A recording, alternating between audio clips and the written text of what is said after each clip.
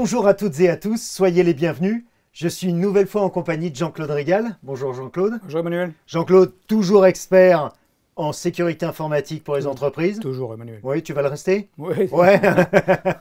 Et aujourd'hui, tu voulais aborder un sujet qui est comment est-ce que le dirigeant peut optimiser en fait la sécurité informatique de son entreprise. Ouais, c'est avant tout de prendre en considération tous les éléments de l'informatique d'entreprise, parce que c'est très large, c'est très vaste, il y a beaucoup de choses, quoi.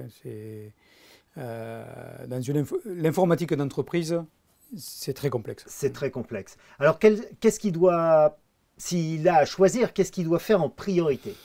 Il y a des éléments majeurs quand même à respecter. Déjà la protection des emails avec un bon anti-spam, la protection des postes de travail et des serveurs avec un bon antivirus payant. Et puis après, derrière, peut-être la rédaction d'une charte informatique. Alors là, tu me parles chinois, mais ça veut dire quoi? La rédaction d'une charte informatique, c'est un document que tu vas rédiger au sein de ton entreprise, donc soit avec un avocat, soit un expert cyber, sécurité, soit en fait avec tes collaborateurs, pourquoi pas, qui va prendre en considération tous les facteurs qui pourraient faire que ton entreprise soit attaquée. Donc tous les éléments qui pourraient être attaquables. Ok. Alors est-ce que tu as une liste par exemple pour nous rendre les choses un peu plus concrètes? Qu'est-ce qu'on pourrait mettre dans cette charte comme facteur Alors, moi déjà je préconise de base que en fait, les téléphones mobiles des salariés de l'entreprise ne soient pas connectés au Wi-Fi. On en a déjà parlé. Oui, on l'a évoqué. Ouais, tout simplement parce que en fait, si un collaborateur de l'entreprise regarde une vidéo qui est répréhensible sur son téléphone mobile connecté au Wi-Fi de l'entreprise, c'est le chef d'entreprise qui est pénalement responsable. Tu rigoles?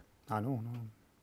Légalement, le chef d'entreprise est responsable des actes de ses collaborateurs. Eh bien oui, puisqu'en fait, ça utilise le réseau de l'entreprise et l'adresse IP de l'entreprise.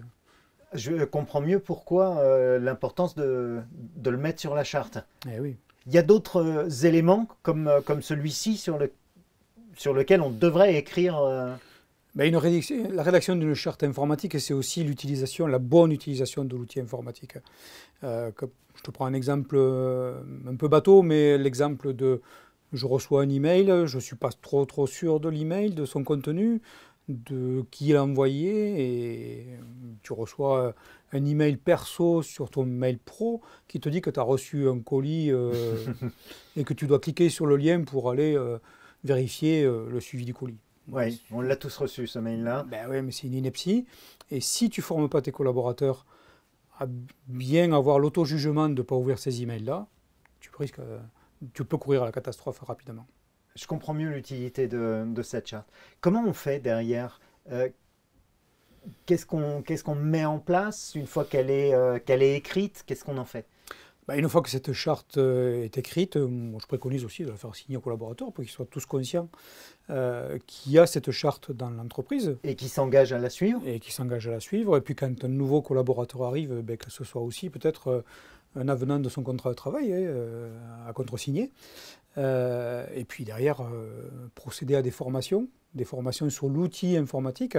Alors, je ne parle pas de formation de l'outil logiciel, du logiciel propriété d'entreprise. C'est aussi des formations sur l'outil de l'utilisation d'Internet. Parce qu'il faut savoir qu'Internet est arrivé comme ça un beau jour dans notre vie, et on n'est pas tous formés à l'utilisation optimale d'Internet. Et il faut savoir que les hackers, eux, ils en profitent de cette mauvaise utilisation que l'on a. Ce que tu dis est très très juste. On est un peu auto-formé. D'où le but en plus, en se formant à l'intérieur de l'entreprise, ça forme les utilisateurs en personnel aussi. Merci beaucoup Jean-Claude pour ce précieux conseil. Je t'en prie Emmanuel. J'espère que ça vous a été utile aussi. La charte informatique. Personnellement, je n'en avais jamais entendu parler. C'est surtout qu'aujourd'hui, je vois que ça a une sacrée utilité. Nous, on se retrouve bientôt pour une prochaine capsule.